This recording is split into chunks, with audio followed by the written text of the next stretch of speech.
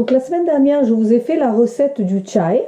Et aujourd'hui, je vais vous faire une recette de quelque chose qui accompagne le chai très souvent, notamment en hiver ou quand on boit un chai comme ça entre deux repas où on a un petit creux. Dans cette recette, je vais vous montrer des toutes petites galettes farcies aux petits pois. Donc les petits pois, on les trouve toute l'année en surgelé. On va pas s'embêter à prendre des petits pois frais. On va prendre des petits pois surgelés et on va faire cette recette pas coûteux du tout, très facile à réaliser, délicieux pour accompagner donc le chai ou alors en apéro ou alors lors d'un pique-nique ou à emporter. Voilà, c'est une recette très simple mais très très savoureuse. Alors voilà, on va maintenant passer aux ingrédients. Donc pour les ingrédients, en premier, on va prendre la farine complète. Donc je crois qu'avec la lampe, vous ne voyez pas vraiment très bien. Je vais essayer de... Voilà. Donc la farine de blé complet, type 110. Ça, c'est ce que j'utilise pour faire tous mes pains indiens. Donc c'est équivalent un petit peu à notre farine qu'on utilise pour les chapatis, etc. en Inde. Hein. Donc voilà, vous trouvez ça dans les magasins bio, maintenant dans tous les grandes surfaces, là où il y a tout ce qui est bio, vous trouverez cette farine. Si vous ne voulez pas vous embêter avec ça, vous faites avec la farine traditionnelle. Voilà, tout simple. Ok, donc on prend ça, on va prendre les petits pois. Donc là, pour cette tasse de farine, je prends une tasse de petits pois surgelés que j'ai laissé dégeler et que j'ai cuit à la vapeur. Donc il n'y a pas d'eau qui a touché les petits pois, puisque comme on va farcir le pain, il ne nous faut pas un truc trop cuit, etc. On les a juste blanchis à la vapeur. Voilà. Ensuite, dans cette recette, il nous faut du sel, du sucre, de l'huile, du gingembre, des autres épices. Donc il nous faut des graines d'anis, des graines de cumin et un piment rouge séché, parce que comme nous on mange ça derrière, moi je le fais comme en Inde. Vous mettez pas le piment si ça vous convient pas. Donc, pour commencer la recette, on va faire la pâte parce que la pâte va reposer. Et pendant ce temps-là, on fera la farce. Donc, je vais prendre une tasse de cette farine. Dedans, je vais mettre du sel. Et étonnamment, un tout petit peu de sucre. Voilà, cette recette se fait comme ça. Donc voilà, on mélange les ingrédients secs. Et après, on prend dans le creux de sa main de l'huile, l'équivalent de à peu près une cuillère à soupe. Et on mélange dans la farine. Donc ça permet à la pâte d'être légèrement sablée. Voilà, le fait de faire ça, d'intégrer ce gras dans la farine, le rend un peu comme un biscuit, un petit peu. Donc voilà, il faut le faire cette étape. Donc on intègre très très bien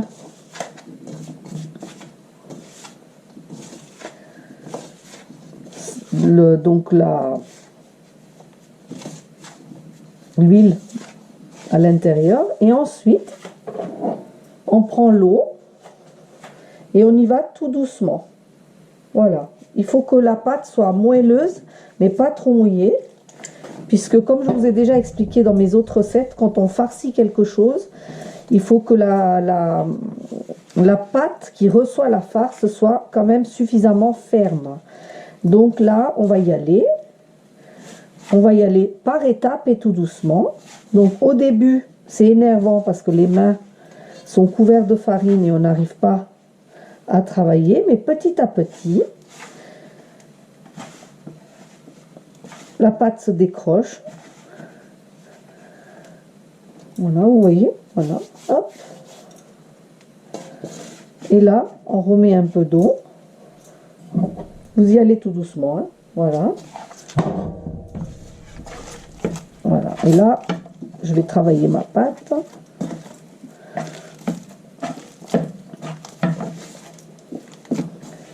Donc ça, vous le faites un petit peu à l'avance, puisque votre pâte, il faut qu'elle repose.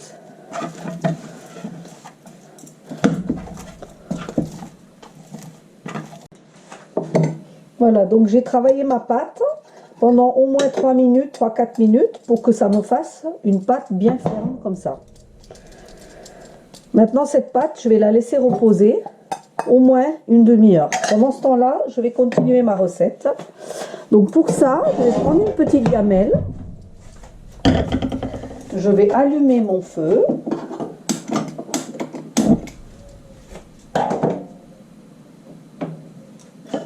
Donc dans cette gamelle, je vais mettre une cuillère à soupe d'huile.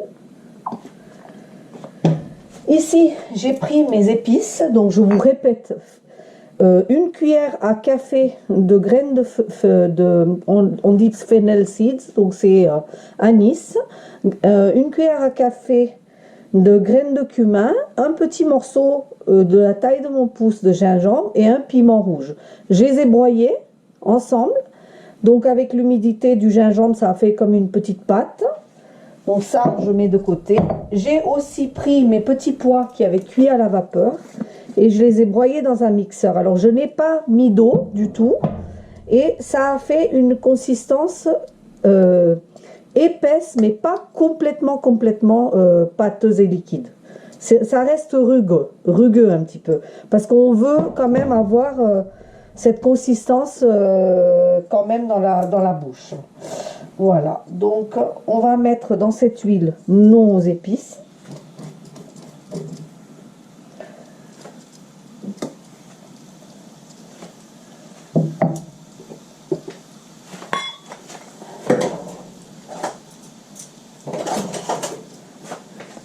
Et je vais les mélanger. Je ne vais pas laisser accrocher mes épices, mais quand même attendre qu'il y ait une petite odeur qui monte. Ça veut dire que les épices cuisent. Voilà, vous allez voir, vous allez tout de suite avoir l'odeur du cumin et de l'anis et du gingembre. Et là, je vais prendre mes mains qui sont propres et je vais mettre mes petits pois dans ce mélange d'épices et l'huile. Donc je vais tout vider, je ne vais rien perdre.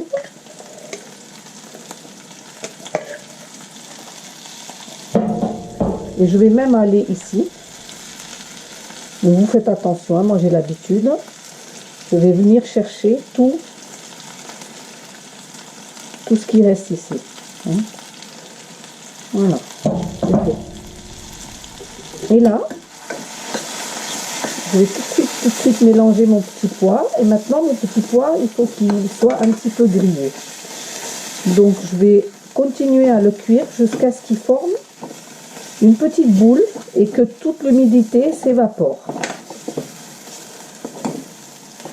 Dans ce petit pois, je vais remettre vraiment un nuage de sucre et je vais saler, parce que j'ai salé ma pâte, mais j'ai pas salé mes petits pois. Si vous ne faites pas ça, vous n'allez pas avoir une farce agréable, parce que les petits pois sont assez fades. Donc n'oubliez pas de bien saler. Et là, je prends ma malle en patience et je grille ma pâte jusqu'à ce que toute l'humidité s'en aille et ça va devenir une boule. Allez-y. Voilà, donc quand ma pâte est devenue comme ça, complètement sec, j'ai éteint le feu et j'ai laissé complètement refroidir donc cette farce. Et pendant ce temps-là, bon, ma pâte elle a reposé. J'ai mis à chauffer mon petit wok à friture avec de l'huile. Là, j'ai pris ma pâte qui avait reposé, je l'ai retravaillée un petit peu. Et je vais vous montrer, comme d'habitude, 2 exemplaires de ce qu'on fait avec ça. Donc, je fais un tout petit rond qui est vraiment plus petit que l'intérieur de ma main. Regardez, hein. C'est pas du tout des choses épais Et là, par contre, je ne farine pas ma surface, je l'huile et j'étale mon petit rond. Donc là, cette fois-ci, qu'elle fasse la taille de ma main. Je prends de la farce que je mets à l'intérieur. Je referme.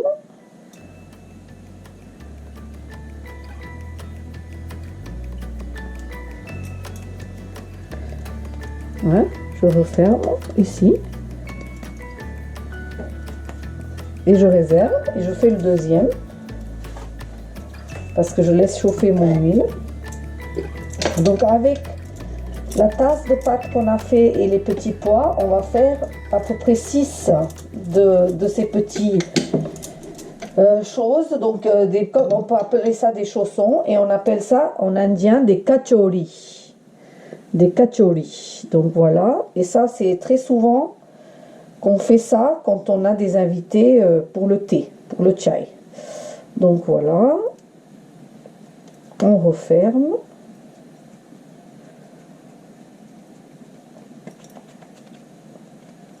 Et je vais étaler mon petit kachori délicatement. Voilà, délicatement. Et la farce, elle est quand même sortie. Voilà.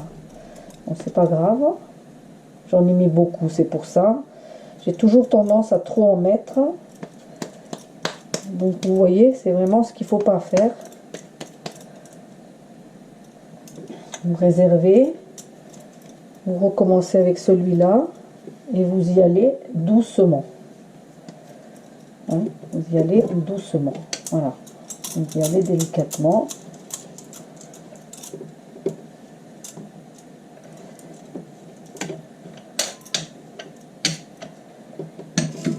Là, je vais regarder. Aïe, aïe, aïe, pardon, mon Dieu, excusez-moi.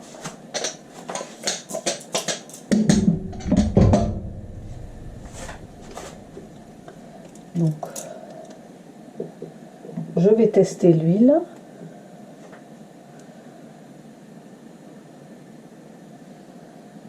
Voilà, donc l'huile ne doit pas être brûlante, mais elle ne doit pas être froide. Donc là, je commence à voir que ma petite pâte cuit. Donc j'attends et quand elle remonte à la surface, je vais pouvoir mettre mes kachori à cuire. Voilà, regardez, elle va se décrocher ici et elle va remonter à la surface. Donc là, ça veut vraiment dire ici que mon huile est suffisamment chaude. Et là, je mets mon kachori. Voilà. Et je laisse aussi faire la même chose. Il va tout doucement se décrocher. Donc là, je vous laisse regarder. Je ne vous parle pas, je vous laisse regarder.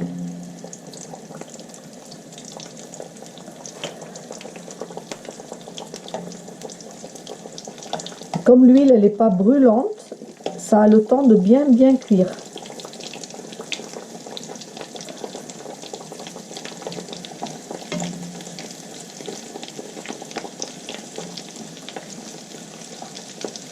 Voilà, vous allez voir, ça va remonter.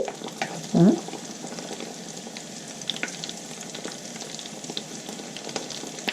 Il faut vraiment le cuire jusqu'à ce qu'il est bien doré. Voilà. Donc vous pouvez aussi faire ces petites choses à la poêle, mais la vraie façon de faire, c'est celle-ci. Donc là, vous, à part mettre des petits coups pour faire rentrer l'air et pour faire rentrer un petit peu la chaleur, vous ne faites rien d'autre.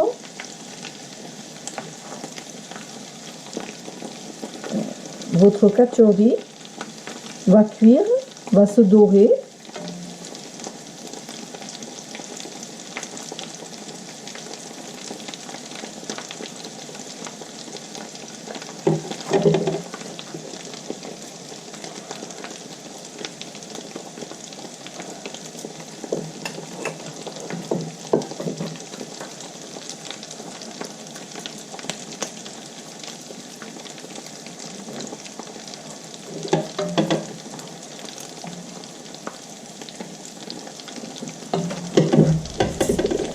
faut vraiment que ça prenne de la couleur, hein, pour que vous sachiez que ça soit prêt. Il faut que ça soit bien marron.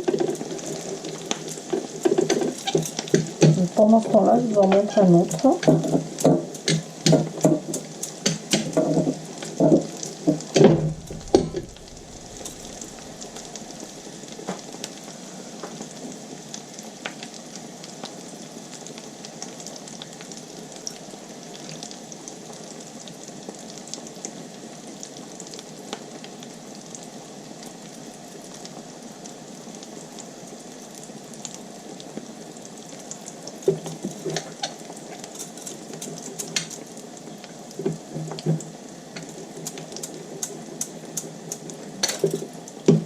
Voilà, j'espère que vous regardez.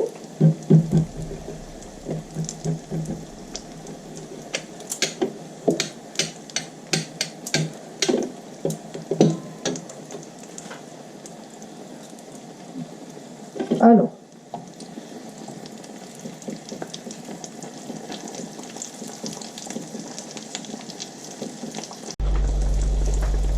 voilà, donc vous voyez, là j'ai fait tous mes petits pains et je suis en train de les frire là.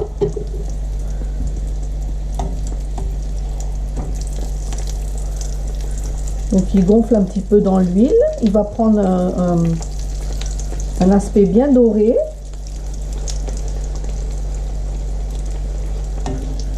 Et à l'intérieur, il a un petit goût de petits pois bien grillés, super délicieux.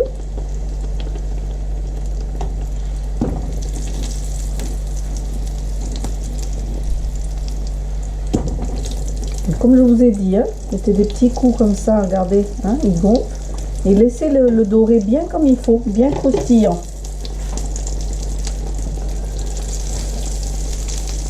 Voilà. Donc de la même manière, je vais faire tous mes petits pains.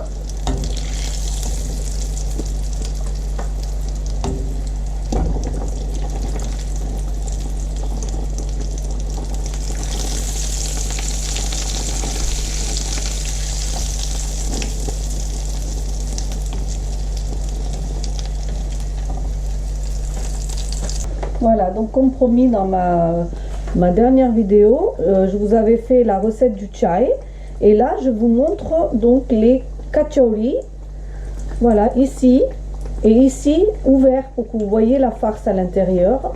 C'est vraiment délicieux, il me tarde vraiment de boire mon petit chai et de manger mes petits kachori de petits pois. Ouais, je vous conseille vraiment d'essayer ça. Alors c'est pareil, ça coûte pas cher, c'est rapide, c'est facile et vous pouvez régaler votre famille et vos amis avec des choses qui ne coûtent pas cher mais qui sortent vraiment de l'ordinaire. Essayez cette recette et vous me direz si c'était bon. Merci et à très bientôt. N'oubliez pas de liker, partager et vous abonner à ma chaîne si vous voulez bien.